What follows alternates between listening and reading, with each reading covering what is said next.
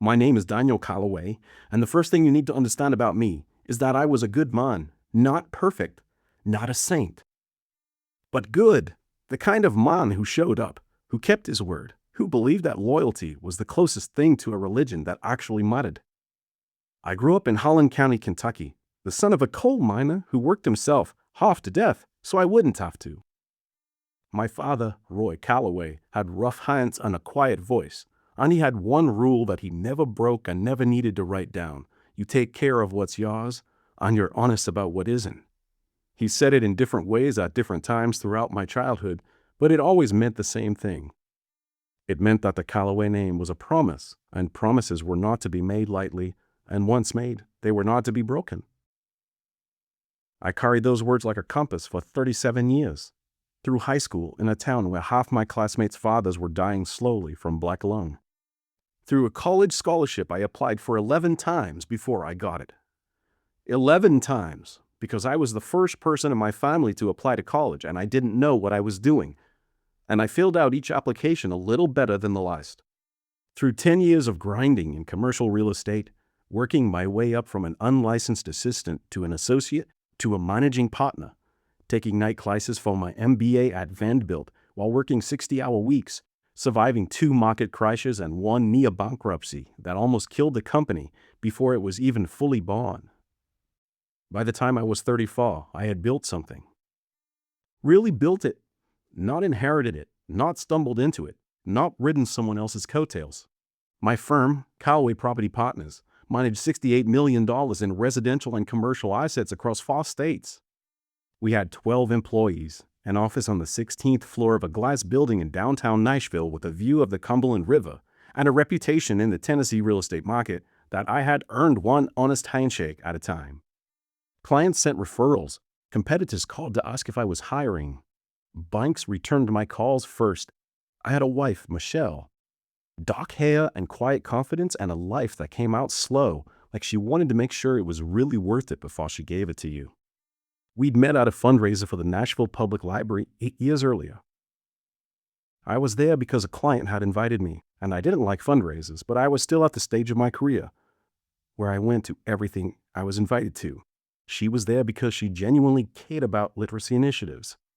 I fell in love with her standing near a table of canapés I wasn't eating, watching her argue passionately with a city councilman about school library funding. She was brilliant and fierce and kind in ways that took time to reveal themselves. We got married on a September evening in the hills outside Nashville. My father cried. I pretended I wasn't. We had a daughter, Sophie Rose Calloway, who at 6 years old was already smarter and more emotionally intelligent than most adults I'd met. She had her mother's dark hair and my father's stubborn chin, and she had an intensity about everything she did, drawing, reading, building elaborate structures out of cardboard boxes that made you feel, watching her, like the world was going to be all right because people like her existed in it. And I had a best friend. His name was Marcus Webb. Marcus and I had met our first year at Vanderbilt. He was from Atlanta, the son of a surgeon and a federal judge, which meant he had grown up with every advantage I hadn't. And he wore it with an ease that could have been arrogance but wasn't. Not quite. He was genuinely curious about people. Genuinely funny. Genuinely, I believed then, decent. We were roommates sophomore year, then best men at each other's weddings. His first and only, mine first and only until it wasn't. When I started Calloway Property Partners, Marcus came in as co-founder and chief operating officer. He held 20% equity in the firm. I held 60%. The remaining 20% was distributed among 3 early investors who had believed in us before we gave them any real reason to. Marcus was the one who stayed up with me until 2 a.m. going over lease structures. Marcus was the one who talked me off the ledge when the 2019 refinancing crisis almost sank us. Marcus was the godfather to Sophie, and he took that role seriously. He showed up to her school plays and remembered her birthday, and bought her books he had actually read. I trusted Marcus Webb with everything. My business, my family's future, my daughter's welfare. That was my first and only mistake, and I would spend the next 18 months of my life discovering exactly what it had cost me. A man who suspects is different from a man who knows. A man who suspects can still function at something near full capacity. He can still enjoy a meal, still sleep through most of the night, still sit across from the person he suspects and hold a conversation about ordinary things. Suspicion lives in the background. It runs on a separate track. A man who knows is another species entirely. When the evidence arrives, when the uncertainty collapses into a single undeniable point of light, something fundamental changes. The floor drops away. Everything you thought was solid reveals itself to have been glass, and you are left standing in the air, which takes a moment to realize it cannot hold you. I became that man on a Tuesday evening in late April. I had hired an outside forensic accounting firm, not our usual auditors, who had a professional relationship with Marcus and whom I could no longer trust to be purely independent, but a firm from Atlanta that had no connection to anyone in our office, our industry, or our personal lives.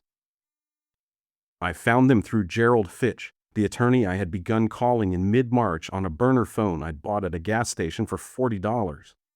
I told Gerald what I'd seen in the finances and what I'd seen through the kitchen window, and he said, very calmly, that I needed to separate the two concerns and pursue them on parallel tracks, and that the first track needed to be the money.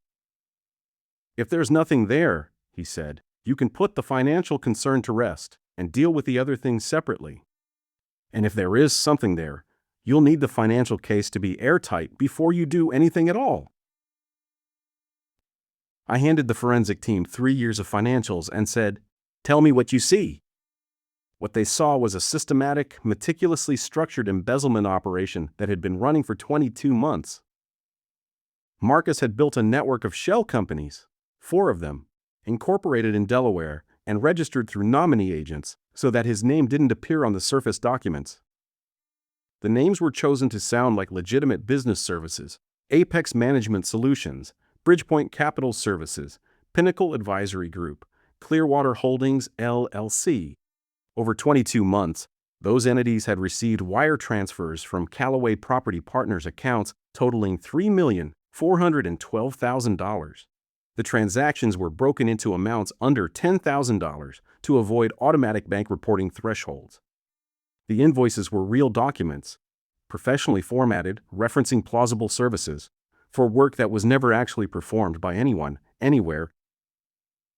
$3,412,000. I sat in my car in the parking garage beneath our office building and read that number until it stopped being a number and became a weight. Then I put my head against the steering wheel and I did something I hadn't done since the night my father called me to tell me that his best friend of 40 years had dropped dead on the mine floor.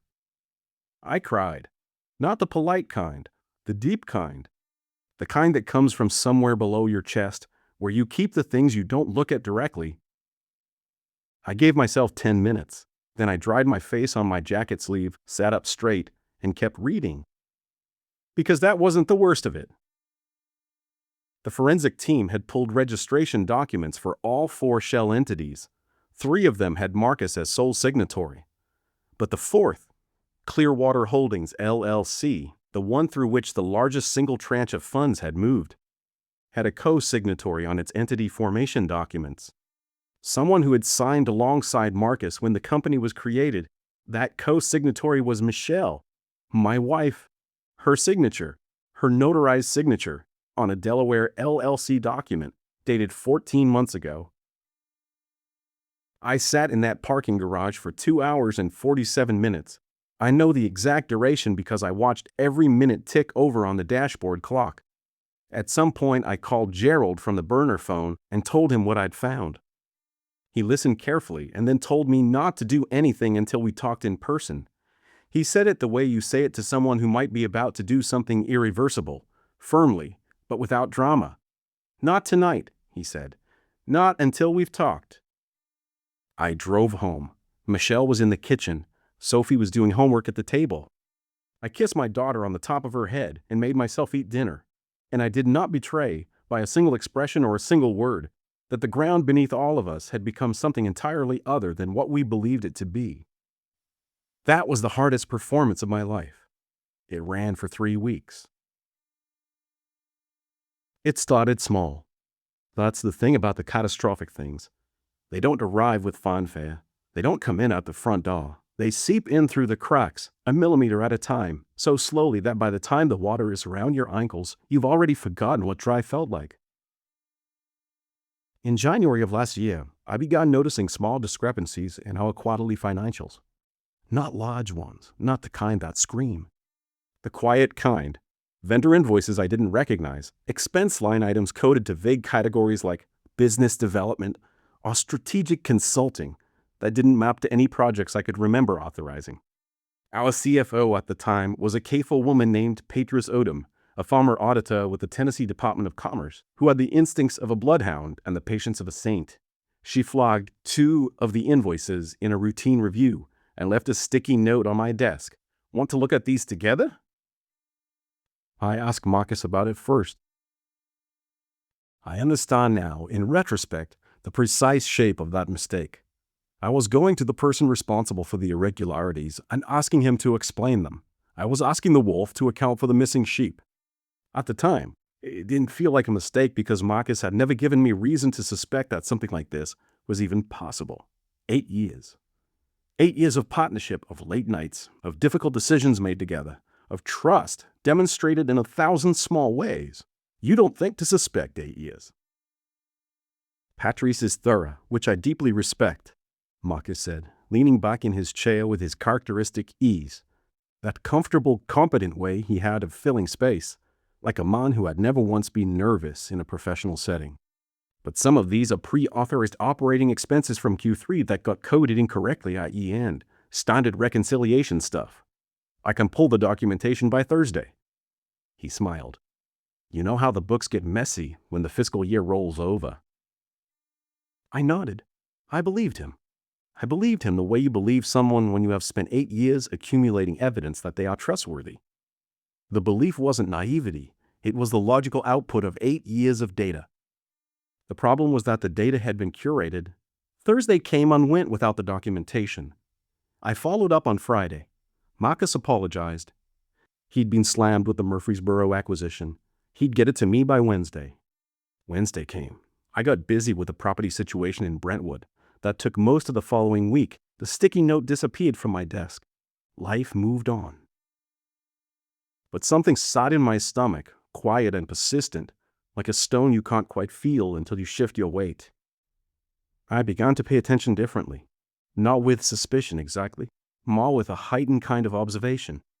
The way you drive more carefully after a near miss on the highway, not because you expect another accident, but because you've been reminded that they are possible. In February, I noticed that Marcus had upgraded his car. He traded in a 3-year-old BMW 5 Series for a new Range Rover Sport, the kind with the upgraded interior package, the kind that costs north of $80,000. I mentioned it casually. Nice car, I said in the parking garage. Win the lottery? It was the kind of joke we'd made 100 times over years. He laughed. Lexi picked it out, he said. You know how she is. I did know how Lexi was. Lexi was 26 years old, beautiful in the expensive, curated way of someone who spent a lot of time on it, and she had a talent for the kind of lifestyle that cost more than it looked. I'd never understood what Marcus saw in her beyond the obvious, but I wasn't his father. People make their own choices. In March, we had dinner at my house. Marcus and Lexi, Michelle and me. Sophie was supposed to be asleep upstairs, but had engineered her way downstairs twice before finally staying put. It was a good evening. Michelle's famous roast chicken, a good Barolo that Marcus had brought, conversation that moved easily between business and basketball and the Nashville School Board elections. At some point after 9 o'clock, I stepped outside to take a call from a client in Phoenix. I stood on the back deck in the cool March air, half listening to a question about a renewal clause, and glanced through the glass door into the kitchen. Marcus leaned toward Michelle and said something. She smiled, but it was not her usual smile. It was smaller, more private, the smile of someone receiving something they had received before. And then, in the space of a second, her hand touched his on the counter. Just the fingertips. Just a moment, I watched through the glass.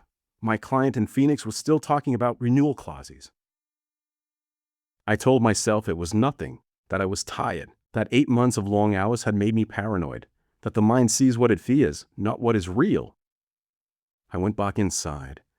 Marcus refilled my wine glass. We laughed about something on television. At 10:30 they went home and Michelle and I loaded the dishwasher in companionable silence, the way married people do, and I went to bed telling myself I had imagined it. But I started paying attention differently again, this time with less comfort in my surveillance.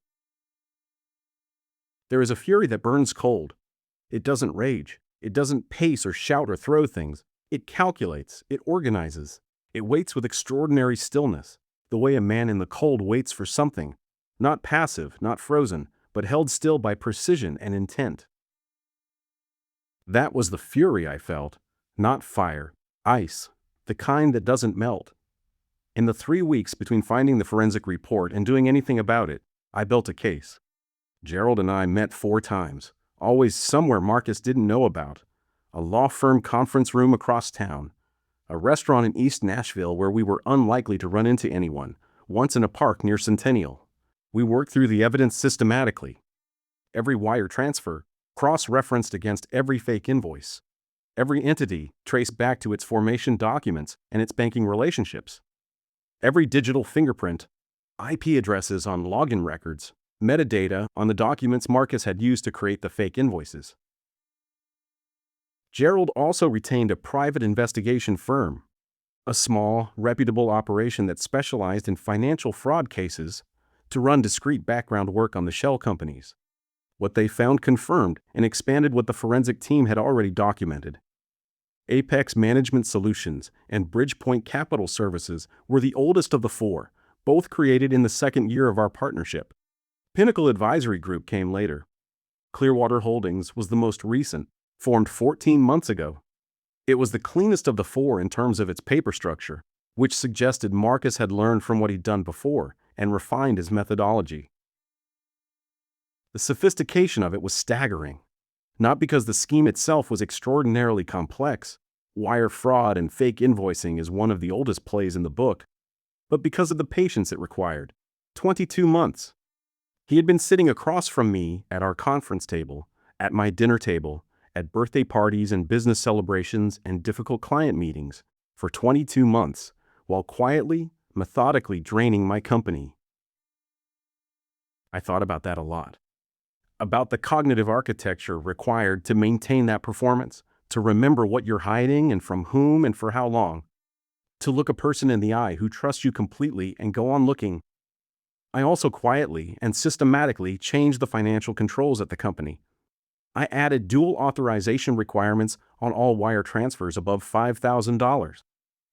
I flagged Marcus's vendor accounts in our accounting system so that any new invoices from them would trigger an alert before payment.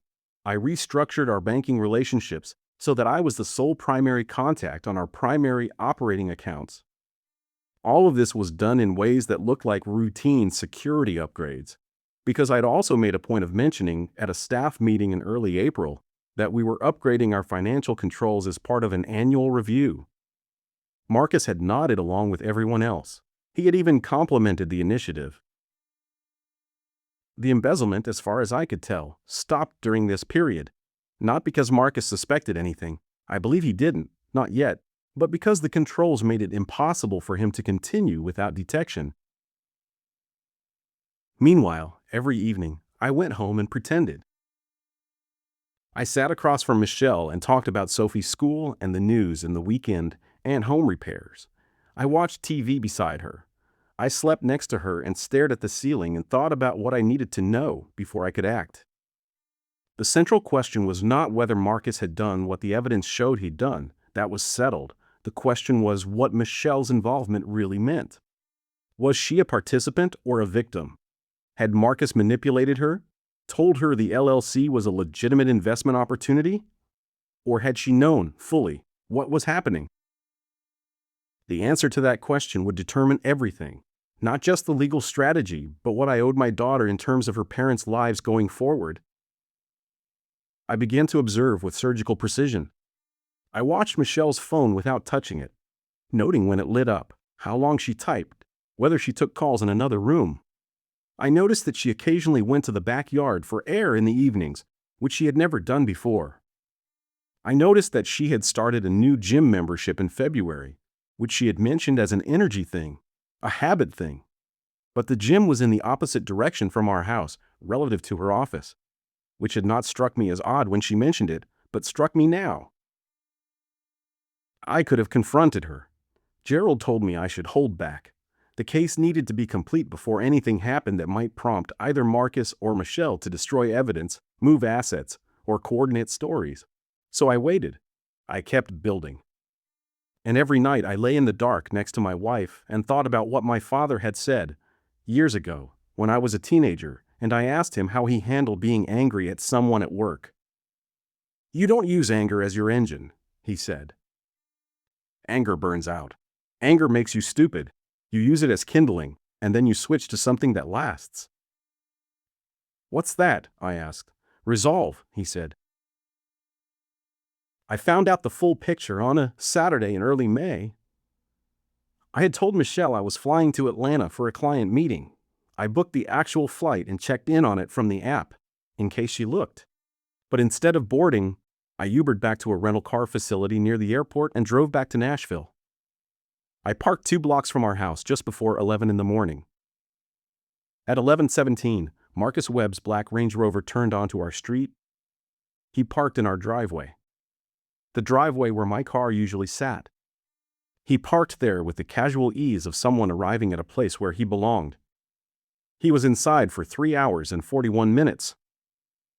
I sat in a rental car on a residential street in the city where I had built my life and watched the clock and the house alternately, and I did not go inside because I did not trust what I would do if I did. Not because I was going to hurt anyone. I want to be clear about that. But because I knew that confronting Marcus Webb in my own house, unplanned, without lawyers, without documentation, without a strategy, would be the single most satisfying and most destructive thing I could do, and I had not come this far to make that mistake. So I sat, and I waited. And at 4 minutes past 3, Marcus walked back out to his Range Rover, checked his phone, and drove away. I gave it another hour. Then I drove home. Michelle was in the kitchen. The house smelled like candles, the kind she bought at the market on Church Street. She looked up when I came in, and something moved across her face. Not guilt exactly, but the micro-expression of a person who was not expecting to see you and needed a half-second to calibrate. Sophie was at her grandmother's until Sunday evening. I had made sure of that. I set my bag down. I poured a glass of water at the sink. I took a breath. And then I turned around. "I know about Clearwater Holdings," I said. "I know about Marcus. I know about today. I need you to tell me everything, all of it, right now, while we have time to have this conversation honestly." She started crying before I finished the sentence. It took 40 minutes and 2 glasses of water for her to get through it all. The affair had begun 19 months ago, 2 months after the Clearwater LLC was created. She had met Marcus for coffee under the pretense of discussing a surprise party she was planning for my 40th birthday, which was 3 months away at the time. One thing led to another in the clinical, gradual way that these things do, and then it had been happening for 19 months. The LLC, she said, was presented to her by Marcus as a legitimate investment vehicle, a way for her to quietly grow money of her own. She said she hadn't known the funds were coming from Callaway Property Partners. She said Marcus had told her it was funded through outside private investors he worked with independently. "Did you ask him for documentation?" I said. Silence. "Did you ask him any questions about where the money was coming from?" More silence. She hadn't asked. Because when you are having an affair with someone and that person offers you money for a future you are planning without your husband, you do not always ask the questions that might complicate the picture. Whether she had legally participated in the fraud was a question for federal prosecutors. Whether she had morally looked away from something she should have examined, that question was answered in the silence. "Are you still in love with him?" I asked. She closed her eyes. "Were you planning to leave?" I asked. She opened them. She looked at me for a long moment with an expression I will never entirely be able to translate. Grief, yes, and shame, and something that might have been regret and might have been relief that we were finally here in the truth of it. "Yes," she said. quietly. Eventually. I nodded. Pack what Sophie needs for the next few days, I said. Call your mother. I'll arrange the rest. I slept in my office that night, on the leather couch where I'd taken naps during late deal negotiations, surrounded by the files and whiteboards and deal maps of the company I had built. It was not comfortable. I slept deeply. There is a moment, one specific, crystalline moment, in the aftermath of a catastrophic betrayal, when a man has to decide what kind of man he wants to be on the other side of it. Some men let it rot them. They become bitter, suspicious, closed. They turn the wound inward and spend the rest of their lives protecting it rather than healing it. Some men let it make them reckless. They swing back hard, make it ugly, and end up destroying themselves in the process of trying to destroy someone else. And some men, and I don't say this to be heroic about it, I say it because it was a real decision I had to make consciously, decide that the answer to betrayal is not chaos, it is precision. It is the coldest, most methodical version of yourself, doing exactly what the situation requires, and nothing more. I was in Harlan County the weekend after Michelle left our house. I hadn't planned to go home. I'd gotten in my car on a Saturday morning and just driven, and 3 hours later I was parked in front of my father's house without remembering most of the drive. He was on the porch, 71 years old, slower than he used to be, with reading glasses that were always on his head rather than his face. He looked at me when I got out of the car the way a father looks at a son who has driven 3 hours without planning to. Not with alarm, but with the particular readiness of someone who knows something is coming. He brought out coffee and we sat on the porch, and I told him everything. Marcus, the money, Michelle, Clearwater Holdings, Sophie not knowing, all of it. He listened the way he always listened, completely, without interruption, with his hands around his mug and his eyes on the middle distance. When I was done, he was quiet for a long time. What are you going to do? He finally asked. I'm going to let the law handle Marcus, I said. I'm going to protect the company. And I'm going to make sure Sophie's life is as stable as I can make it. He nodded once. And the anger? He asked. Not, are you angry? He knew I was angry, just, what are you going to do with it? I'm going to use it as kindling, I said, and then I'm going to switch to resolve. He looked at me then, and something moved across his face that I recognized as pride, even though he would never have said that word out loud. He nodded again, slowly, and then he pointed at my empty coffee mug. You want more? He said. Yeah, I said.